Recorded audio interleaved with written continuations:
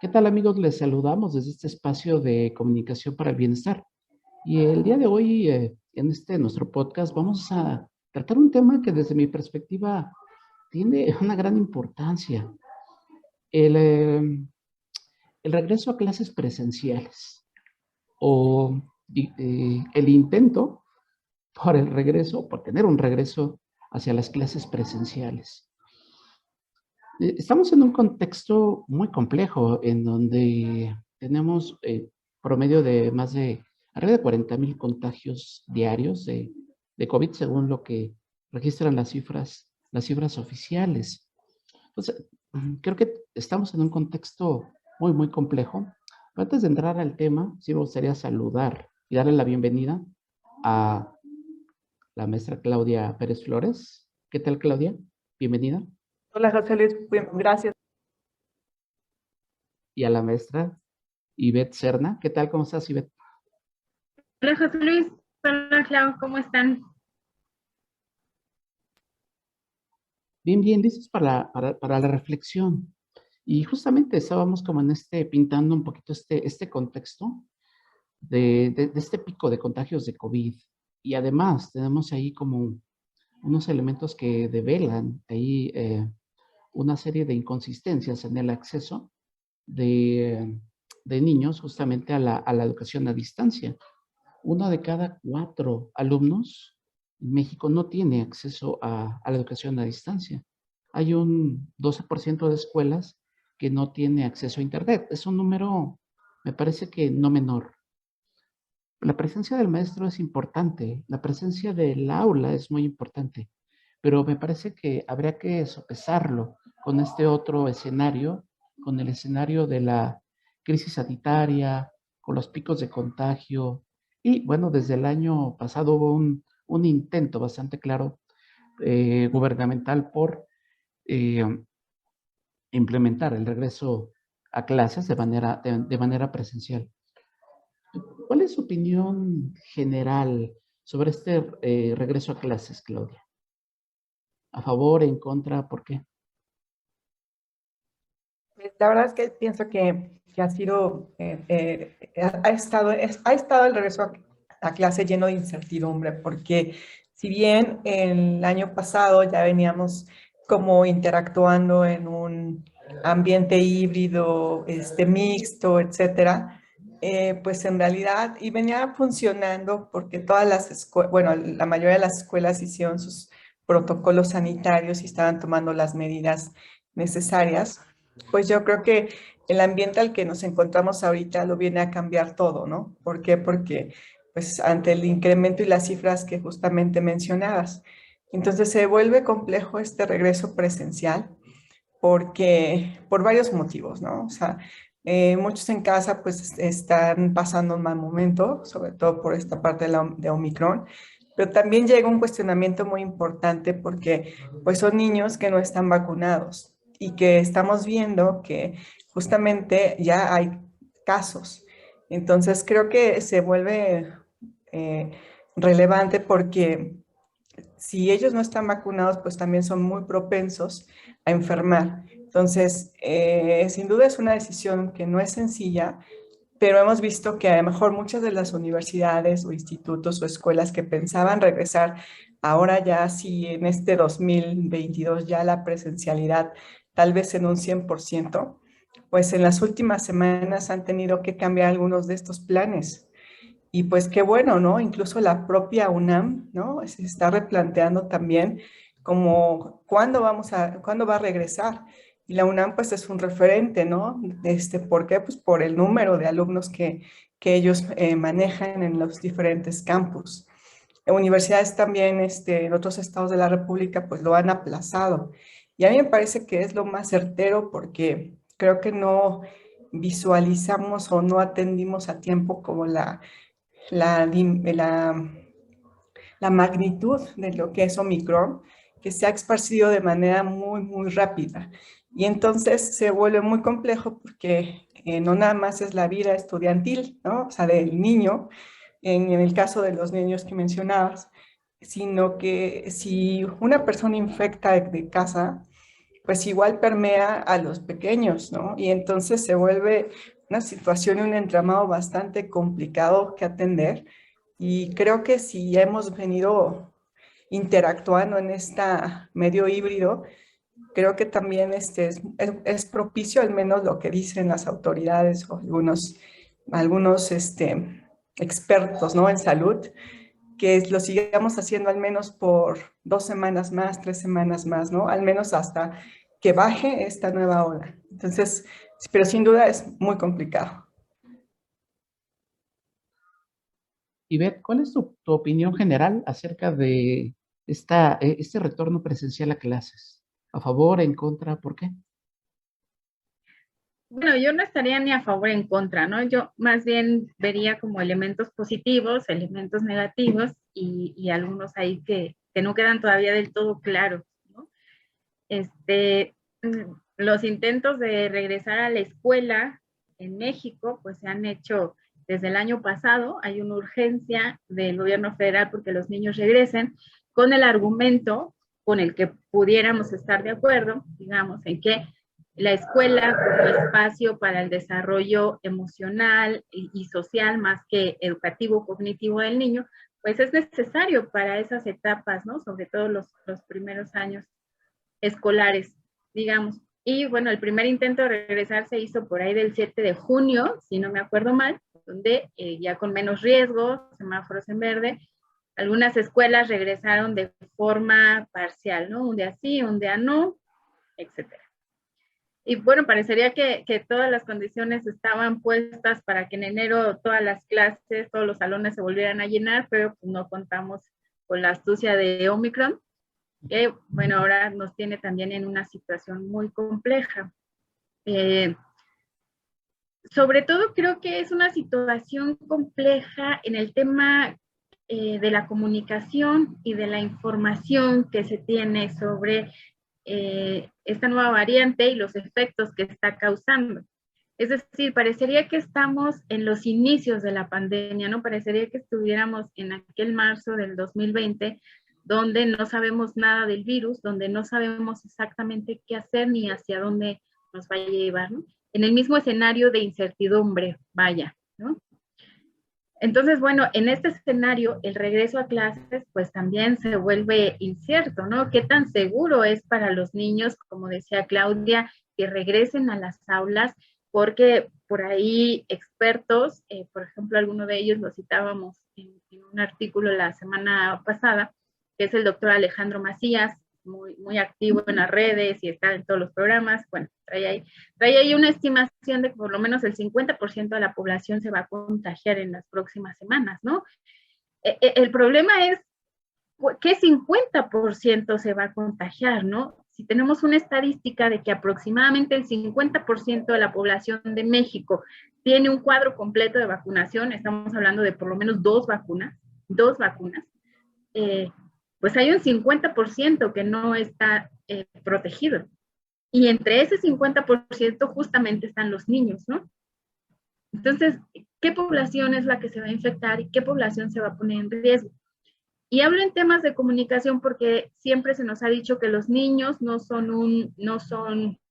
una población de riesgo, ¿no? Que no causa hospitalizaciones, síntomas graves, y lo mismo se nos está diciendo con Omicron, ¿no? No hay síntomas graves, parece una gripa, no hay muchas hospitalizaciones. López-Gatell manda una serie de tweets donde dice que si la variante viene es muy contagiosa, no está aumentando ni las hospitalizaciones ni las muertes. Pero lo que no se nos está diciendo es cuáles son los efectos que te va a dejar este contagio en el corto y en el largo plazo, cuáles son los efectos en los niños, ¿no? Creo que hay como una carencia de información ahí, también hay una falta, digamos como una falta de una estrategia transparente de la comunicación, más bien, creo que hasta ahí sería el tema, ¿no? A esta carencia de información, yo creo que también habría que agregarle la imprecisión, que muchas veces llegan a tomar muchos datos. Y se sabe poco aún sobre Omicron.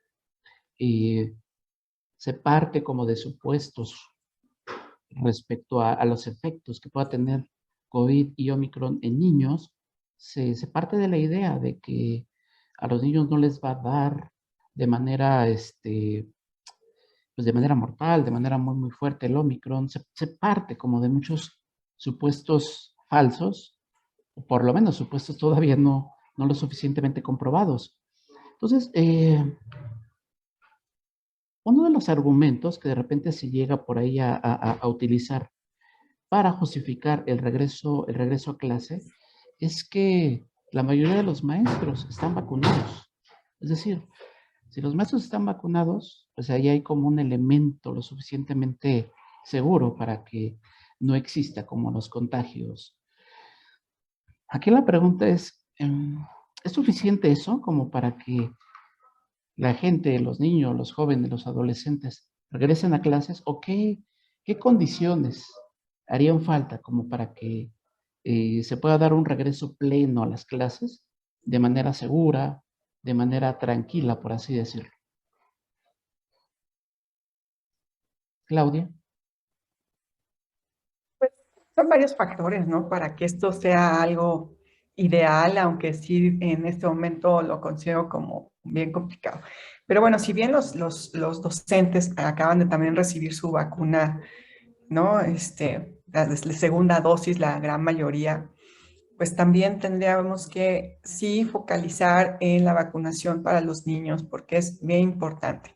Porque los niños no nada más están interactuando en el salón de clase, en la escuela, sino también están interactuando con su familia. Y muchas veces esa red es la que a veces no detectamos de quién es el que puede estar contagiado, ¿no? Y entonces, a lo mejor en las escuelas, y he podido constatar en algunas, han seguido protocolos muy buenos, ¿no? Que te hacen tomar incluso, pues tal vez cursos de la OMS, te piden que subas tu certificado de vacunación, te están monitoreando todo el tiempo los salones de clase, tienes que llevar un formulario para accesar, o sea, se han hecho esfuerzos muy importantes las instituciones. Sin embargo, creo que el tema también va más allá, ¿no? Va desde de casa y esas redes de contagio de que se tienen que cortar. Entonces, sí creo que al menos en el muy corto plazo, lo ideal sí sería continuar con las clases híbridas, mantener toda la parte de la sana distancia, cortar los contagios, porque pues es lo que justamente no nos ayuda mucho.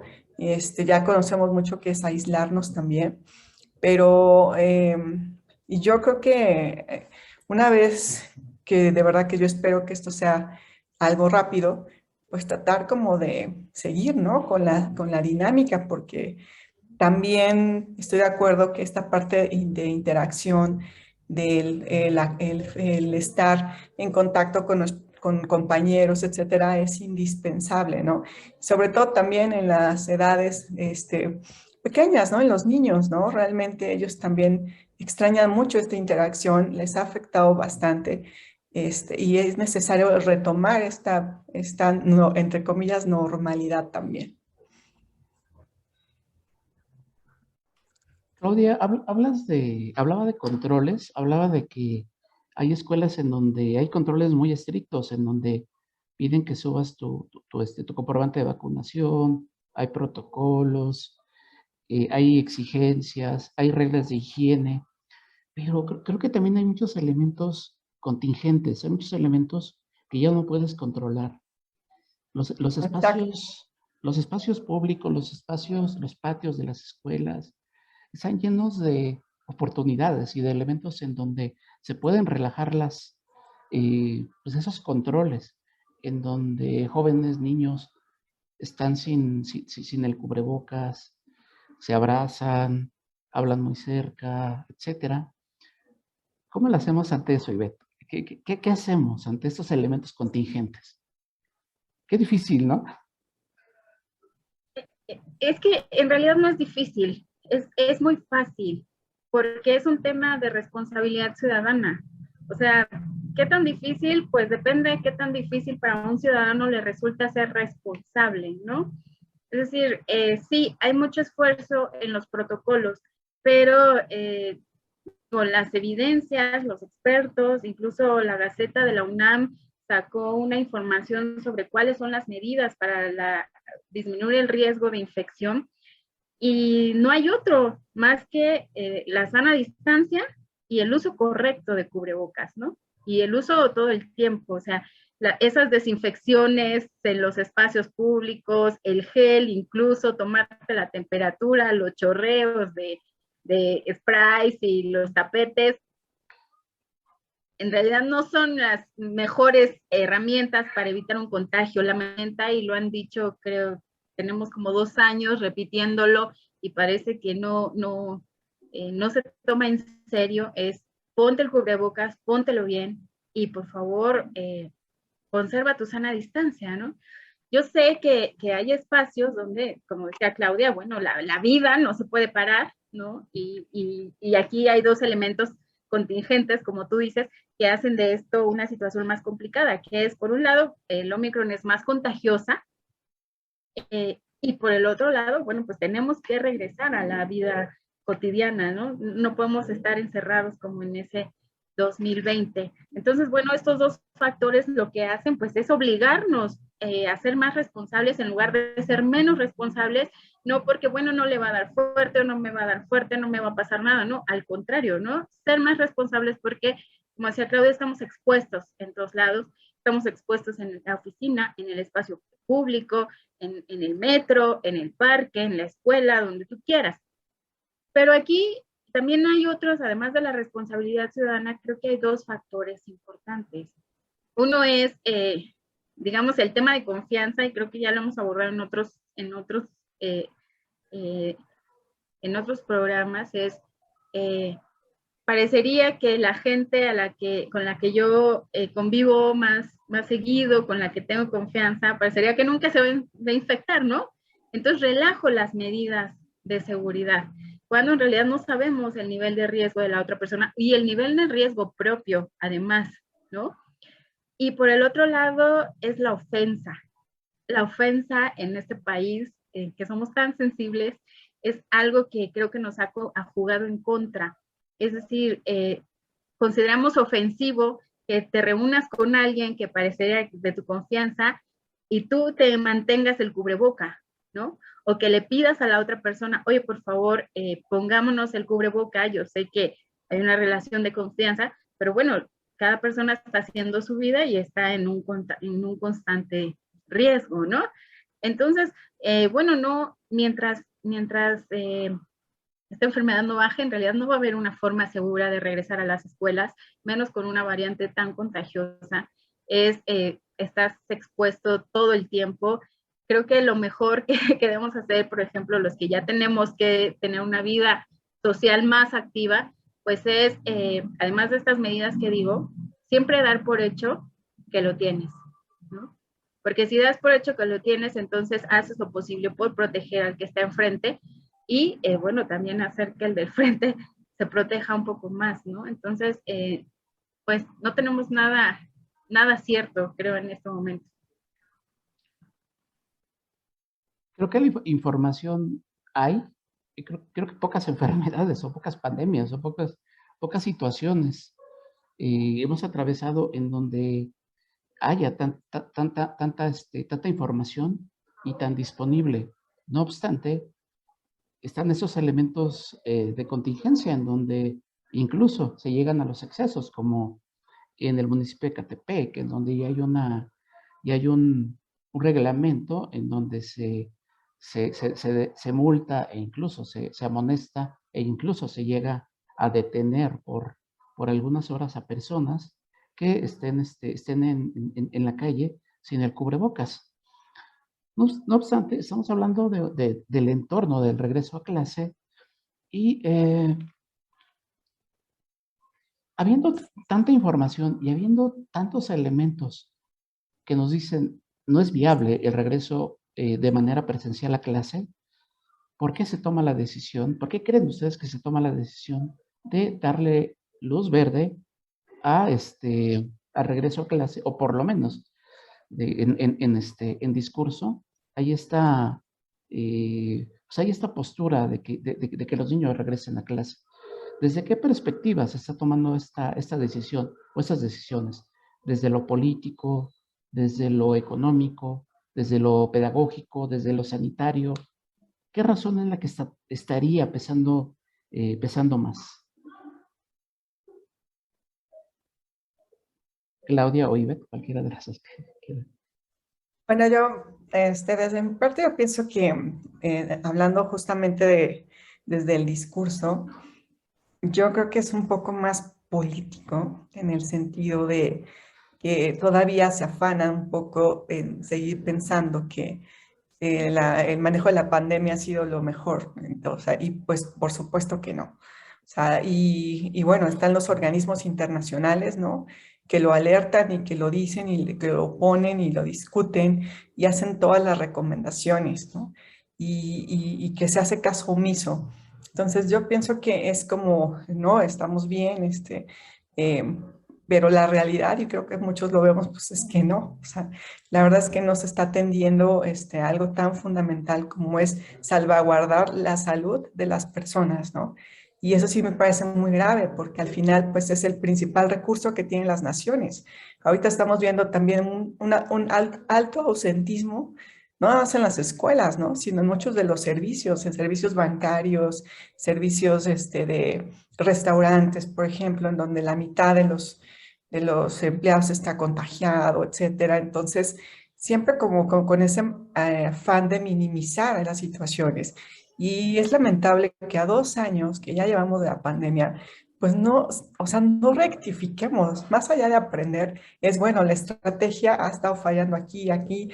¿Por qué no construir otro tipo de estrategias que nos permitan salir adelante, ¿no? Entonces, sí creo que estamos como en esa dinámica muy compleja en donde hay una crítica muy fuerte también, pero que no hay una, pues sí, o sea, no se reivindica, por así decirlo, ¿no? O sea, sabemos que los planes, las campañas, las estrategias, pues se tienen que estar revisando de manera constante y se tienen que estar también como modificando acorde a las necesidades que estamos viviendo.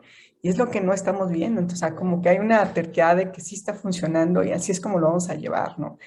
Obviamente sí hay cosas que funcionan, hay cosas que también, como la vacunación, ¿no? Que hay centros donde la están aplicando excelente y también, o sea, eso también vale la pena rescatarlo. Pero hay cosas que se minimizan y que no deberían de ser así. Ivette, ¿políticamente sirve esa decisión? ¿Económicamente sirve esta decisión? ¿Pedagógicamente sirve esta decisión? Sanitariamente, pues ya ni lo preguntamos porque creo que no sirve para nada, pero políticamente, económicamente sirve, pedagógicamente, la decisión de regresar a clase de manera presencial. Bueno, yo creo que el trabajo del quehacer político y de gobernanza no es fácil. Jugándole un poco al abogado del diablo, aunque siempre tenemos una postura más crítica hacia el ejercicio de gobierno, pues es que en realidad en la práctica siempre tienen que estar tomando decisiones entre varios frentes, ¿no? Y como dicen por ahí, no puedes ser monedita de oro ni puedes estar bien con Dios y con el diablo. ¿A qué me refiero? Pues que los gobiernos siempre tienen que tomar decisiones pensando por un lado en la economía, que es un factor imperante, por otro lado en salvar vidas, ¿no? Por otro lado, sí, en el rezago educativo, que quizás creo yo sería el menos fuerte de todos los indicadores, ¿no? Entonces, bueno, como dice Claudia, por un lado, el discurso es que los niños necesitan ya regresar a estos espacios, a hacer su vida, no sé, ahí tendríamos que preguntarle a los niños. Yo en realidad no he visto, esas son suposiciones, que una encuesta vaya y les diga a los niños una investigación seria para ver cómo están de salud, cómo se sienten emocionalmente, etcétera. Entonces, yo creo que habría que tomar esas opiniones, ¿no? Bajar a tierra esas opiniones.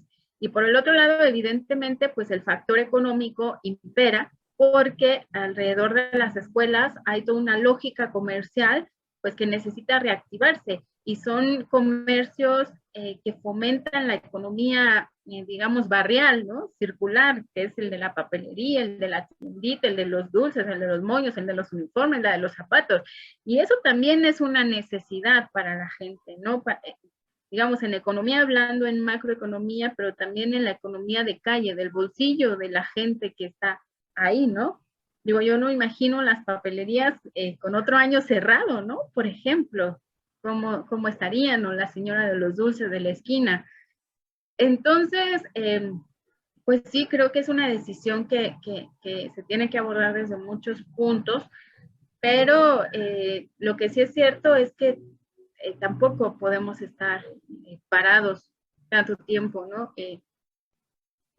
Digo, ojalá todos tuviéramos la posibilidad de mantenernos en casa, de estar aislados, pero las familias pues tenemos que salir a trabajar y la gente necesita también buscar el sustento y bueno, las escuelas sí son un centro social, educativo, pero también son centros económicos, ¿no?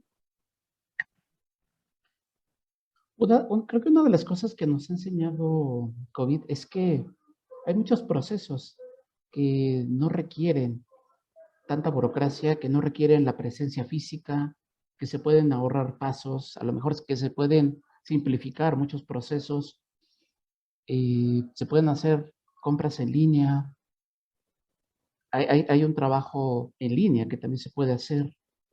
¿Por qué este afán en la búsqueda de lo presencial? ¿En verdad es tan importante lo presencial en lo educativo? Sobre todo en estos momentos en donde se podría y se debería prescindir de lo presencial. ¿En verdad es un elemento de tanto peso lo presencial? Sí, justamente yo por eso abogaba de que yo no estoy de acuerdo en que regresen, al menos en estas 2 últimas semanas y 3, que cuando se espera todavía que siga en aumento. Y por qué no aprovechar justamente si es algo que aprendimos, pues, ¿por qué no aprovecharlo en este momento y potencializarlo? ¿No? O sea, todo lo que ya veníamos trabajando de alguna manera y que aprendimos cuando estuvimos más en la virtualidad, digo, es por pues, la salud de todos y la protección de todos. Entonces yo creo que vale mucho la pena, ¿no? Entiendo también la postura que mencionaba Ivette, ¿no? Muchas de las personas, incluso instituciones o escuelas pequeñas particulares, también han perdido matrícula, ¿no? Y también es una preocupación interesante. ¿Por qué? Pues porque de eso se vive también, o sea, es una dinámica económica. Pero ¿por qué no hacer un esfuerzo en estas 2 semanas, 3 semanas, pues por mantenernos como aislados, por cortar esos contagios y que eso nos va a permitir posiblemente salir ojalá un poco más rápido, ¿no? De esta situación. Pero yo al día de hoy sí apostaría por clases a distancia,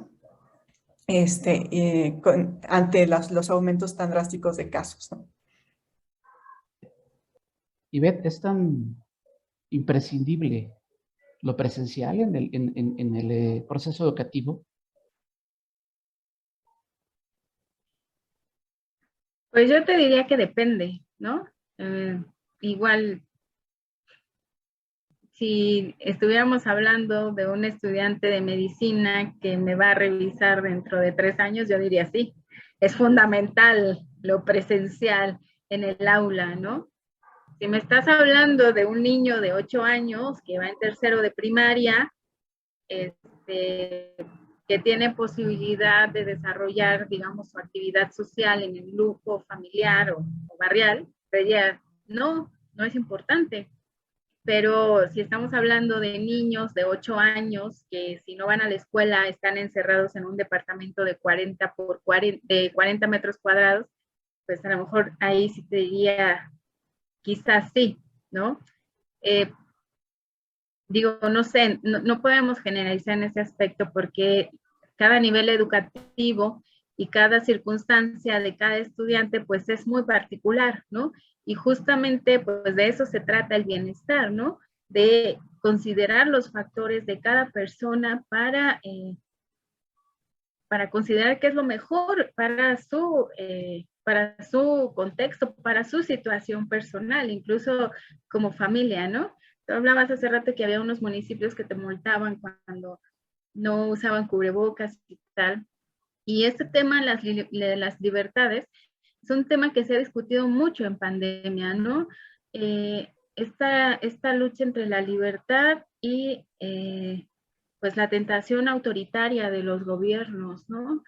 Por ejemplo, el gobernador de Jalisco fue muy criticado por y sigue siendo muy criticado por sus medidas tan estrictas. Creo que ahora para entrar al supermercado y espacios públicos te piden el certificado de vacunación. Es decir, creo que ningún momento de crisis puede ir en contra de las libertades, ¿no? Y en el tema educativo es lo mismo. Tan autoritario sería decir que nadie regrese, como autoritario es decir que todos vuelvan, ¿no? Creo que en un estado de libertad para el bienestar, lo que debería de ser es esa opción para que cada familia en sus condiciones particulares pues decidiera si para ellos es viable regresar o no es viable regresar. Pero pues la libertad también va llena de responsabilidad. Tú tienes la libertad de ir trasladándote a donde tú quieras, pero tienes que ser responsable del grado de riesgo que eso implica para ti y para los que están conviviendo contigo. Si aún así tú decides, bueno, pues eso ya, ya quedará en ti, ¿no? Nadie puede hacer, cada uno tiene que hacer lo que tenga que hacer y lo que le corresponda, ¿no? Ya eso, digamos, sale de los controles gubernamentales o de los controles del sistema. Pero creo que sí, lo que se tendría que hacer es propiciar un ambiente de libertad donde cada uno, según sus propias circunstancias, decidiera sobre este regreso. Y creo que así han sido en muchas escuelas, ¿no? Muchas han decidido no regresar porque los padres de familia deciden no regresar, y en otros, aunque está la opción de regresar, en realidad no todos están regresando y tampoco no pasa nada, ¿no? Pero sí creo que la intención autoritaria hacia uno o hacia otro lado, creo que es lo que deberíamos estar poniendo aquí como en tela de juicio. Ok. Tratando de llevar el tema al nivel personal y profesional, me permito hacerles esta pregunta. A esa Claudia maestra que le ha tocado en primera persona vivir el regreso a clase, el regreso presencial a clase, ¿cómo lo has vivido? ¿Qué ha sucedido? Cuéntanos un poquito cómo has visto, cómo viste ese regreso presencial a Bueno, las clases. yo regresé a clase el día 10 de enero. Sí, había alumnos porque sí se nos dio la instrucción de que teníamos que tenía que ser presencial. La verdad, los chicos muy entusiastas, ¿no? Porque también como que extrañan esa interacción. Después del año pasado no habían regresado al aula, entonces regresan con todo el entusiasmo, etcétera. Pero bueno, justamente eso fue la semana pasada, que estamos hablando del 10 de diciembre. Al día de hoy realmente está solamente la mitad del grupo, ¿no? Entonces, eso llama mucho atención. ¿Por qué? Porque pues sí, se han dado casos. Entonces, yo creo que queda más en esta parte de tener toda la intención y sí, o sea, continuar con esta parte de interacción, la parte de cercanía, etcétera. Pero sí, nuevamente, pues las condiciones no se prestan, ¿no? Sin embargo, hemos estado interactuando también a través de las plataformas, ¿no? Y bueno, ellos entregan sus trabajos, sus tareas, me reportan, etcétera. Y creo que es una buena manera, ¿no? O sea, tener como hacer útiles todos los recursos digitales que tenemos en este momento y seguir adelante. Pero sí, definitivamente el ausentismo, al menos a una semana, sí se vio mermado, y sí lo puedo decir, como al 50%. Entonces, así está el panorama ahorita, o al menos en lo que a mí me tocó vivir la semana pasada a esta, en donde sí se ve un ausentismo y que te reportan los chicos, ¿no? A mí me dio COVID, o estoy en mi familia y me estoy aislando, entonces, pues esa es la realidad, ¿no? Eso es lo que me ha tocado. Okay. Y Beth, a ti desde la otra perspectiva, desde la perspectiva de madre de familia, ¿cómo ha sido este proceso con Elías? Ese intento de la escuela por reanudar las clases presenciales. Pero, ¿qué pasó? Bueno, en realidad, no sé, de este lado, en mi caso particular, no ha habido un regreso a clases, ¿no? Los chicos no se han integrado a clases, siguen en línea y van a seguir todo el mes, ¿no? Pero creo que este caso particular no sería como un buen ejemplo del grueso de la población, ¿no? Lo que yo veo en el grueso de la población es que sí hay esta, pues, instrucción del regreso a las aulas. Sin embargo, sí, como dice Claudia, hay un ausentismo muy grande. Yo estuve revisando cifras, por ejemplo, de algunos jardines de niños, donde en una matrícula de promedio 200 niños están yendo alrededor de 52. O sea, sí es un nivel de ausentismo, digamos, grande, pero que también seamos realistas, ¿no? No va a impactar en el futuro académico ni en el de los chicos. Es decir, por un lado, administrativamente, no van a reprobar, no van a perder un año, y por el otro, digo, no son conocimientos que no puedan ser salvables más adelante, ¿no? Ni que vayan a impactar en su desarrollo profesional o muy a futuro, ¿no? Desde mi punto de vista, en este grado escolar que yo estoy como siguiéndole el ritmo, que sería pues los grados básicos, ¿no? Hasta secundaria. Ya en cuestión de universidad, pues ya ahí sí sería otra cosa.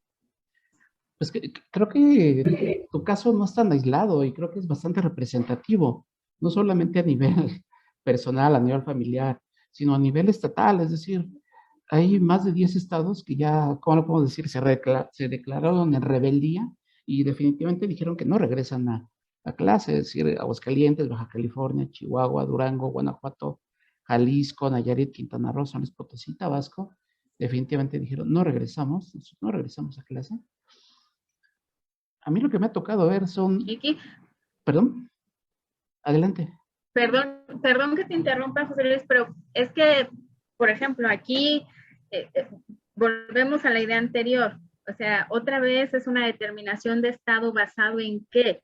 O sea, está bien, entonces el argumento sería la protección de los niños, pero las mamás ya están regresando a trabajar, los papás, o sea, no estamos en las mismas condiciones de marzo del 2020, donde todos estábamos en casa, ¿no? Entonces, en estos momentos, que un niño esté en casa puede complicar la dinámica de una familia. ¿Por qué? Porque ese niño puede que no tenga quien lo cuide, puede que no tenga quien lo lleve a la escuela, quien lo recoja, quien le ayuda con las tareas, en quién se queda. O sea, es una carga de estrés y de preocupación que se tiene que sumar a los padres y madres de familia que tienen que salir a trabajar, ¿no? Entonces, a lo mejor a estos papás están llevando a los chicos no porque realmente estén pensando en el aprovechamiento escolar o que no vayan a perder clases o lo que dejen de aprender, sino que por lo menos saben que los niños van a estar seguros en un tiempo, en un horario, y por lo menos se pueden despreocupar en ese periodo, ¿no? O les puede quitar la carga de saber dónde van a llevar a los chicos, la logística familiar, etcétera, ¿no? Entonces, por eso digo que tiene que ver con una decisión muy personal y muy familiar. No debería de depender de los gobiernos decir, vámonos todos o quedémonos todos, ¿no? Creo que la decisión y las tendríamos que luchar por esta libertad de decisión conforme a nuestras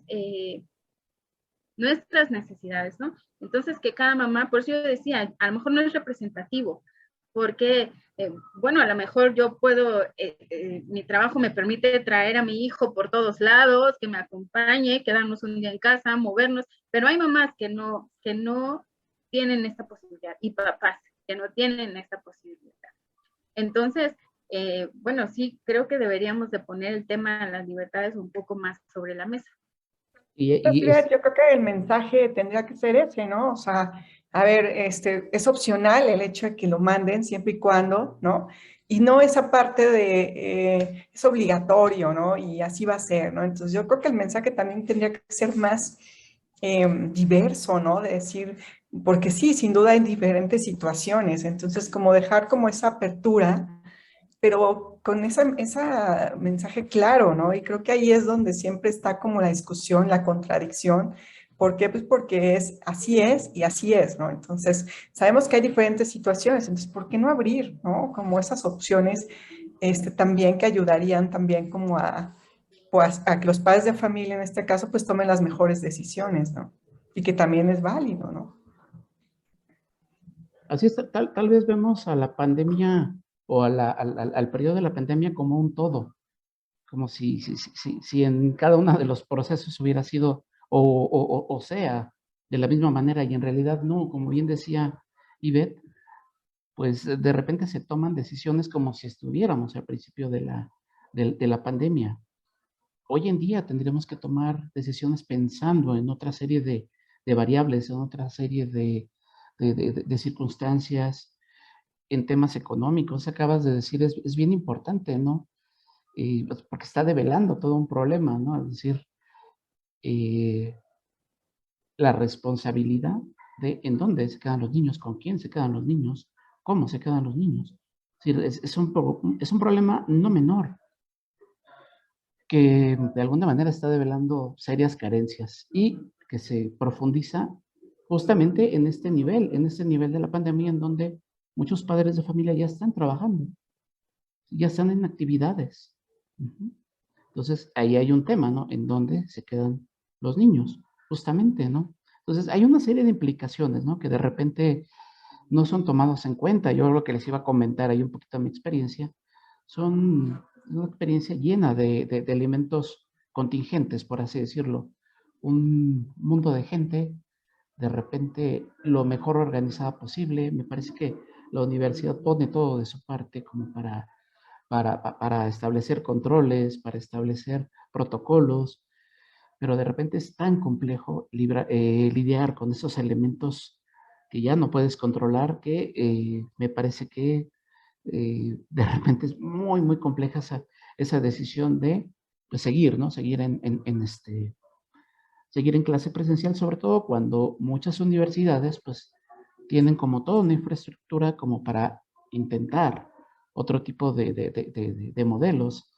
Aquí es tiempo, me parece, de ser creativos y de intentar hacerlo, voltear hacia lo híbrido, voltear hacia lo digital, voltear hacia otra serie de elementos que no pongan por ahí pues no pongan en peligro justamente el bienestar de la gente, la salud de la gente, la salud de las personas, ¿no? Es decir, yo veo tantos elementos contingentes, tantos elementos en donde puede haber contagios, en donde de repente el control se sale de las manos, desde los más pequeñitos, es decir, alumnos y maestros que de repente se cansan de traer el cubrebocas y que de repente no lo traen, la cercanía, etcétera, ¿no? Elementos que desde luego juegan en contra de, pues, la lógica que debería seguir la protección contra el contagio, justamente, ¿no? Eh, ¿Qué hace falta como para que se pueda dar un regreso a clase seguro, un regreso a clase que asegure el bienestar de la gente, que no comprometa la salud, la economía, es decir, todos los factores que aquí se pusieron sobre la mesa? ¿Qué tan lejanos estamos? ¿Sienten ustedes que estamos de un regreso a clase en donde en donde se anteponga el bienestar por sobre otro tipo de factores, como pueden ser los políticos, los económicos, etcétera? ¿Qué tan lejos creen ustedes que estamos? Una pregunta bien interesante porque depende mucho de cómo vaya transitando esta pandemia, ¿no? Ahora con Omicron, pero yo pienso que si ahorita nosotros tomamos como un esfuerzo colectivo, yo lo apostaría por el esfuerzo colectivo, Y el esfuerzo colectivo tiene que ver con la responsabilidad, ser todos responsables en la medida desde nuestro campo, ¿no? Desde donde estamos interactuando. Tenemos que ser muy empáticos, de verdad, es que pues esto no es sencillo. Solidarios también. Yo creo que esos son, pues no sé, palabras bien, que las hemos escuchado mucho, pero que creo que en este momento son bien dignas de ponerlas este tiempo y todo el tiempo, ¿no? Pero ahorita es como fundamental que apostemos justamente por empatía, solidaridad, respeto, ayuda hacia el otro, ¿no? Porque solamente así, o sea, lo vamos a poder ir avanzando y qué mejor que podamos ir avanzando de manera un poco más rápida para que las clases presenciales pues también las podamos retomar en un par de semanas. Eso sería como el escenario ideal para retomar, ¿no? O sea, yo creo que ahorita necesitamos eso, desde mi punto de vista. Ivette, ¿qué tan lejos estamos? No sé, eso nadie lo puede saber, ¿no? Tan lejos como que no haya COVID o que se convierta en una enfermedad endémica, que por decirlo menos, la ONU ya dijo que por lo menos este año, según sus investigadores, parece que no será así, ¿no? Con enfermedad endémica me refiero a que se convierta en una enfermedad no grave y estacional, como pasó con la influenza, etcétera, ¿no? Entonces, pues no, digo, no hay ninguna forma completamente segura de regresar a la escuela en estas condiciones y mientras el riesgo del virus.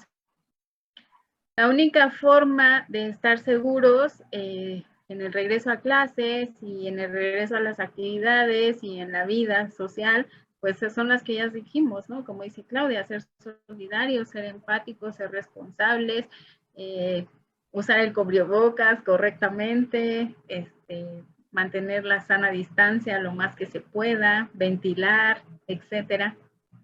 Y bueno, regresando a temas educativos, yo no sé, no sé qué qué tantas flores le podemos echar a la tecnología.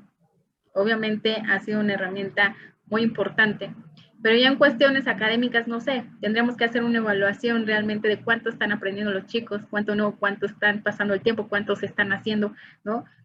No sé, o sea, me parece que la tecnología resuelve un problema de conectividad y de transmisión de información. No sé si la tecnología resuelva o pueda suplantar la actividad pedagógica de un salón, ¿no? O la asimilación del conocimiento que se da en un aula, ¿no? Por ejemplo, un caso concreto somos nosotros, ¿no? Un formato de Zoom nos permite conectarnos a distancia y grabar este video, pero nos quita un poco esa posibilidad de diálogo, de debate que experimentamos cuando estamos juntos, ¿no? Siempre hay esas limitantes con la tecnología que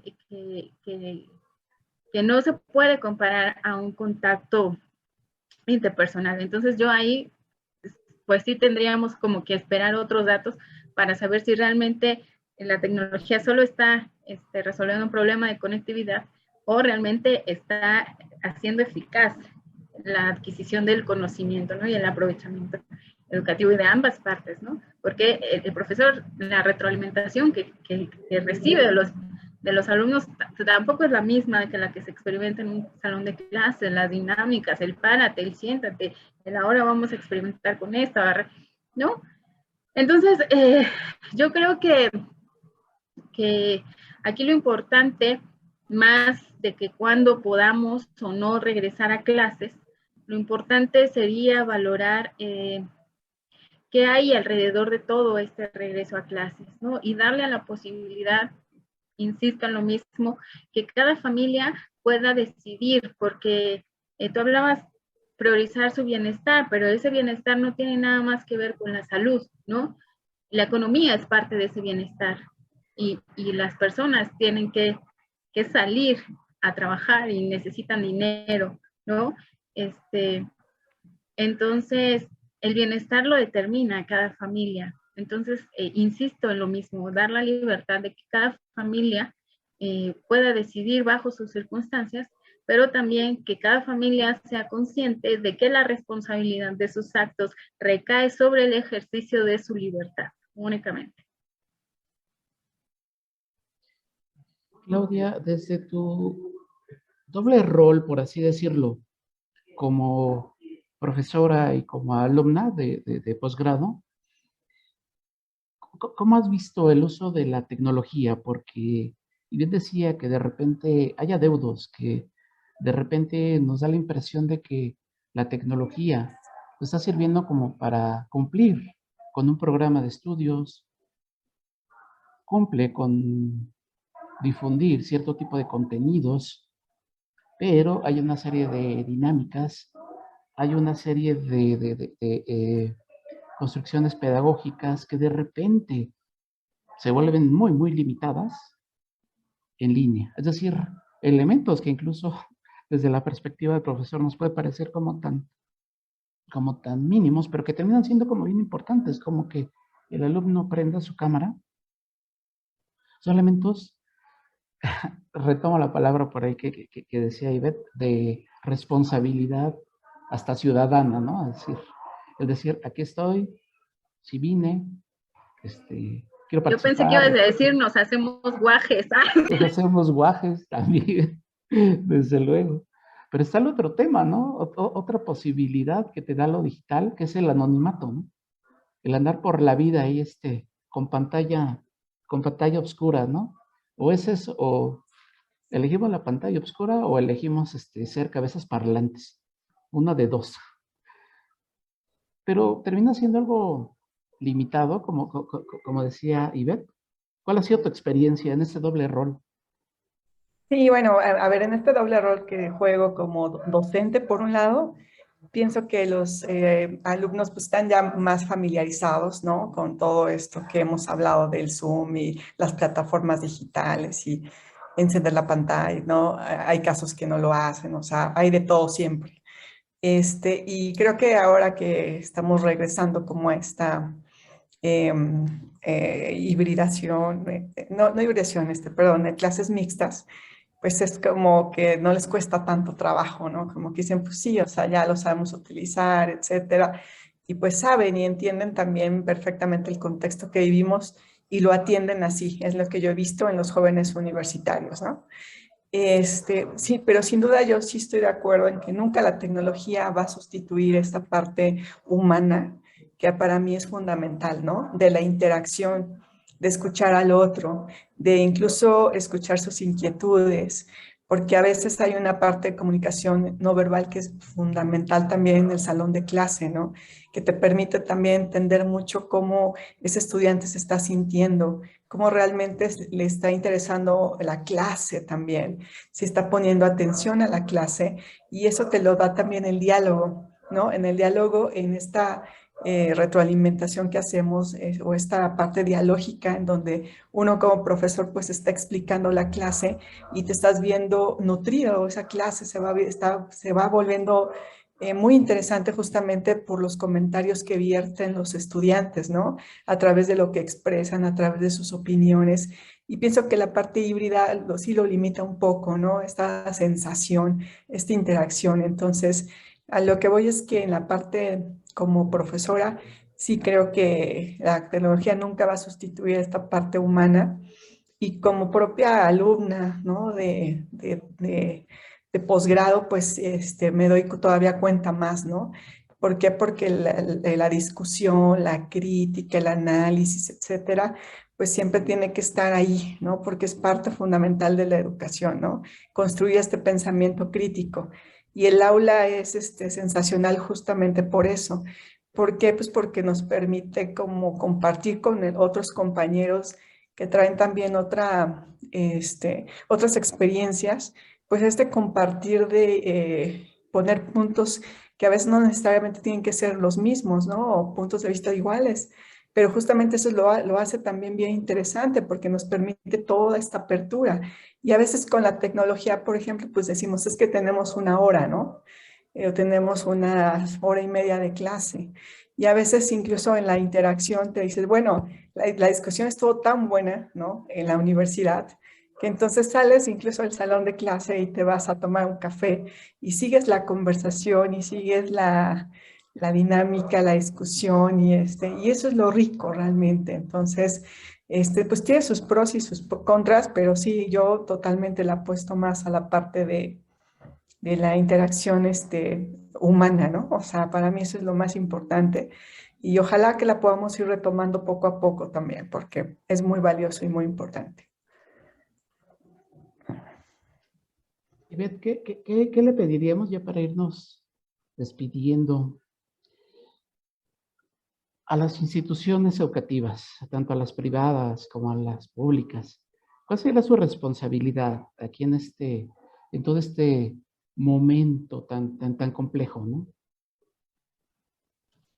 Pues lo que les pediríamos es que cumplan su papel, ¿no?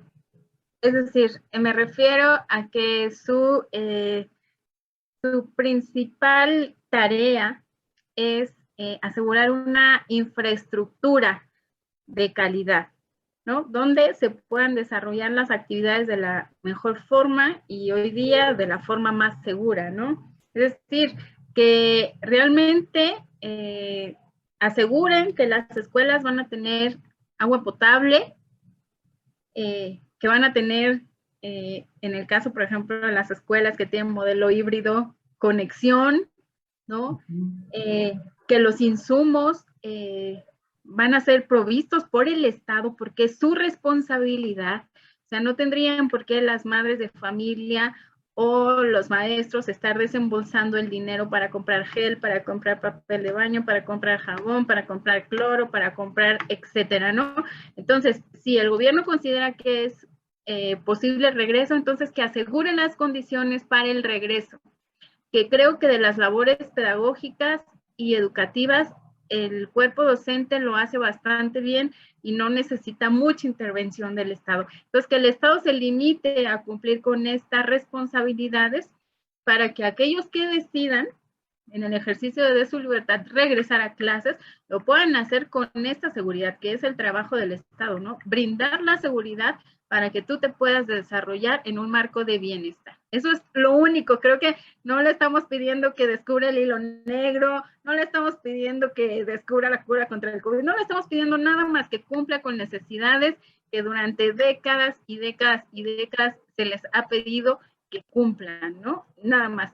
Incluso en las zonas rurales, que haya baños, algo tan sencillo, que haya piso de tierra, techo de cemento, cosas básicas de infraestructura y de insumos, nada más. Y que les paguen a los maestros también. Que les paguen a los maestros cuando se les debe de pagar, pero digo, eso recae también en funciones administrativas, que creo que esa es la labor del Estado. El cuerpo docente lo hace bien, creo que lo ha hecho muy bien, creo que sí debe tener un reconocimiento para el cuerpo, y ellos saben qué hacer dentro de las instituciones, es su espacio natural. Entonces, que los dejen tranquilos, pero que sí les provean de todas las herramientas para que ellos puedan tener un regreso seguro para aquellos que decidan regresar, nada más. Y que eviten caer en cuestiones autoritarias de un lado al otro y que realmente cumplan lo que dicen en los discursos, que es el garantizar el ejercicio de la plena libertad de los ciudadanos. Claudia, ahora vámonos con el otro protagonista de la educación, de ese proceso educativo. Ya para ir terminando, ¿qué le pedirías, qué le dirías a los alumnos en ese momento tan complejo de la pandemia y pues en relación a lo presencial en lo educativo? Pues más que pedirles, los motivaría porque todos han vivido situaciones complejas en casa, ¿no? Ya sea desde que el papá perdió trabajo o alguien infectó en casa o han tenido muchos gastos. Entonces yo creo que sí es momento también de motivar a los chicos porque a veces me puedo pensar, ¿no? O sea, como jóvenes pues les cerraron el mundo. Posiblemente nosotros tuvimos más oportunidades de conocerlo un poco más como en esta normalidad. Y pues para ellos no ha sido sencillo Pero también valoro la fortaleza de los jóvenes porque también, la verdad es que se han sabido adaptar y a veces son bien creativos, también eso hay que resaltarlo mucho. Y yo realmente les quisiera como, pues sí, invitar a que sigan con ese dinamismo, a que justamente aprendiendo de estas grandes experiencias, pues una de las vías que nos va a sacar de mucho de esto, pues también es la educación. Entonces también ser no bajar la guardia, seguir preparándonos, porque justo también necesitamos sociedades, estudiantes que justamente la apuesten, ¿no? También y que tal vez estos momentos tan complicados nos ayuden también a saber que la educación tiene que ver también con una responsabilidad social, con una acción social, y que eso, si lo enfocamos al bienestar de otras personas, pues es mucho mejor, ¿no? Y lo vimos ahorita que si nosotros no podemos pensar nada de una manera individualista, ¿no? Somos un todo, y en ese todo, pues el bienestar depende de todos. Entonces, en la medida de que lo veamos así, nos vamos a beneficiar mucho, ¿no? Y qué bien que nos beneficiemos todos, ¿no? En todos los sectores, en todos los niveles.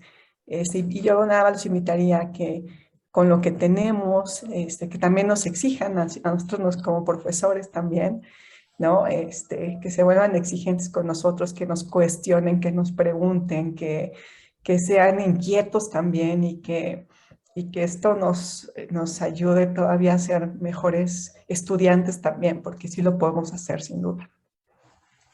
Eso es lo que les diría. Vivimos momentos complejos de la pandemia, momentos en donde parecería que la educación presencial sale sobrando, podría esperar.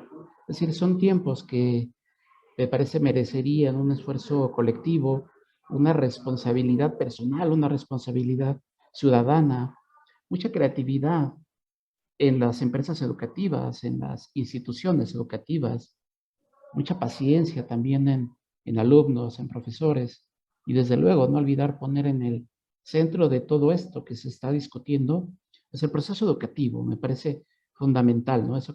Que comentabas, Claudia, es decir, el cuestionamiento, el seguir investigando, el seguir participando, el seguir construyendo, desde luego, ¿no? Me parece que en medio de todo este, pues de todo este panorama tan medio oscuro, tan complejo, pues me parece que esa es una luz muy interesante, ¿no? Lo que puede aportar la educación, el elemento educativo, ¿no? Y son elementos, desde luego, muy positivos, pero sí que requieren todas las responsabilidades del mundo, ¿no? Me parece que Claro. la educación presencial no es poca cosa en estos momentos. Me parece que sí requiere de pensárnoslo mucho, pensárnoslo 2, 3 veces y pues frenarnos de repente, el regresarnos hacia lo online, tal vez hacia lo híbrido, es decir, tomar las mejores decisiones, ¿no? Que afecten al menor número de personas, desde luego, ¿no? Y que, pues desde luego, aseguren el bienestar en diversos niveles, ¿no? A nivel educativo, como le decía Ivette, ¿no? A nivel económico, ¿no? Es decir, ¿con qué cara, no? Les decimos a los papás, ¿no? Es decir, dejen a los niños en las escuelas, dejen a los niños en las casas, ¿no? Váyanse a trabajar. Es decir, hay elementos muy, muy, muy complejos, ¿no? No sé si tengan algo más que agregar, Claudia y Ivette.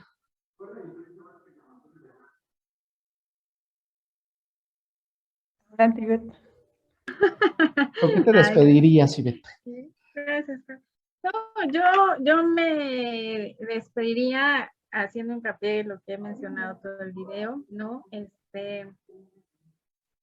las situaciones de crisis sale la vena autoritaria, la tentación por estas generalidades y las manos firmes, pero yo creo que hay que confiar en la población, hay que apostar a la responsabilidad ciudadana, hay que quitar la infantilización de los ciudadanos, considerar que no somos capaces de ser responsables o de tomar buenas decisiones, de cuidarnos sin que la autoridad nos nos esté exigiendo o nos esté poniendo estas obligaciones, pues yo creo que es un error, ¿no? Y si realmente los gobiernos quieren hacer gala de lo que dicen en el discurso, pues en realidad en la práctica sí deberían de fomentar el ejercicio de la libertad, con la responsabilidad,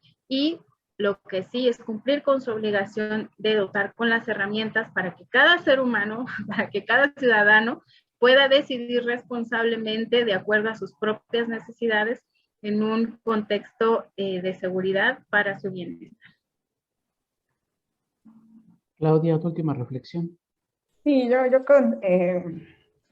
dejaría como el mensaje siempre lo hemos hecho, ¿no? En catástrofes, en terremotos, pero yo dejaría como sacar lo mejor de nosotros, sobre todo en este momento, ser resilientes y también, ¿por qué no ir más allá, no? O sea, yo creo que también las coyunturas son muy importantes porque te permiten reflexionar mucho, ¿no? Acerca de hacia dónde nos queremos encaminar.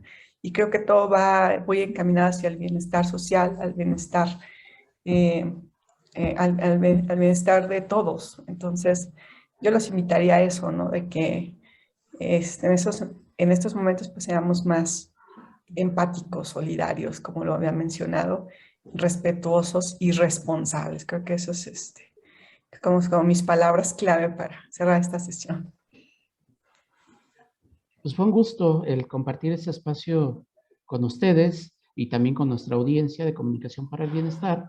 Y nos estamos viendo la próxima semana con otro tema de interés. No olviden visitar nuestras redes sociodigitales, mandarnos sus sugerencias, mandarnos sus peticiones, sus comentarios, etcétera. Y los podemos atender con mucho gusto. Y por lo pronto, un abrazo a la distancia. Gracias, Claudia, y gracias, Ivette. Gracias, José Luis. Saludos, Ivette. Gracias, saludos, cuídense. Chao. Bye.